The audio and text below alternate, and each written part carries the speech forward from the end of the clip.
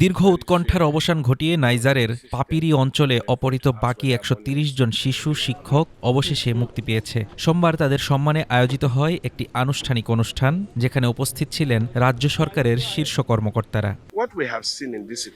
Niger state government হাউসে পৌঁছালে সামরিক বাহিনীর নিরাপত্তায় শিশুদের স্বাগত জানানো হয়। কর্মকর্তাদের সঙ্গে সৌজন্য সাক্ষাৎ ও দলগত ছবি তোলার মধ্য দিয়ে শেষ হয় ১ মাসেরও বেশি সময় ধরে চলা আতঙ্কের অধ্যায়। তবে মুক্তির প্রক্রিয়া নিয়ে প্রশ্ন উঠতেই কৌশলী অবস্থান নেন নাইজার অঙ্গরাজ্যের গভর্নর উমারু বাগো। মুক্তিপণ দেওয়া হয়েছে কিনা এই প্রশ্ন এড়িয়ে গিয়ে তিনি বলেন, কিভাবে উদ্ধার করা হয়েছে তা সংশ্লিষ্ট কর্তৃপক্ষের বিষয়। তার ভাষায়, সবচেয়ে গুরুত্বপূর্ণ হল শিশুরা অক্ষত অবস্থায় ফিরে এসেছে। অর্থ ব্যবহার করা হয়েছে কিনা সেটা নিয়ে প্রশ্ন তোলা সরকারের জন্য ন্যায্য নয়।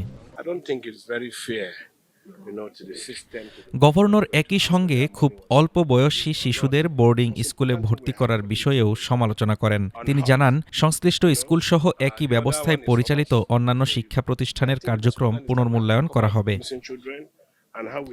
নিরাপত্তা বাহিনীর পক্ষ থেকে মেজর জেনারেল আদামু গারবা লাকা বলেন, শিক্ষা ব্যবস্থাকে সহিংসতার শিকার হতে দেওয়া যাবে না। স্কুলগুলো নিরাপদভাবে পুনরায় চালু করা এবং শিক্ষার্থীদের নিরাপত্তা নিশ্চিত করাই সরকারের অগ্রাধিকার। তার ভাষায়, শিক্ষা সহিংসতার বলি হতে পারে না। প্রতিটি নাইজেরিয়ান শিশুর নিরাপদে শেখার অধিকার রক্ষা করা হবে।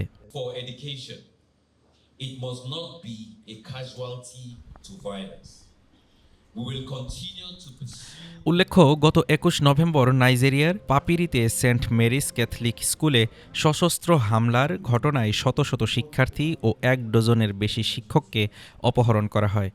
এই ঘটনার পর দেশজুড়ে অপহরণ ও সশস্ত্র সহিংসতা বেড়ে যাওয়ায় প্রেসিডেন্ট বোলা আহমেদ টিনুবু জাতীয় নিরাপত্তা জরুরি অবস্থা ঘোষণা করেন। শিশুরা ফিরে এলেও প্রশ্ন থেকেই যাচ্ছে, এই মুক্তি কি নিরাপত্তার নিশ্চয়তা নাকি সাময়িক স্বস্তি মাত্র? Desk report, Dhaka today.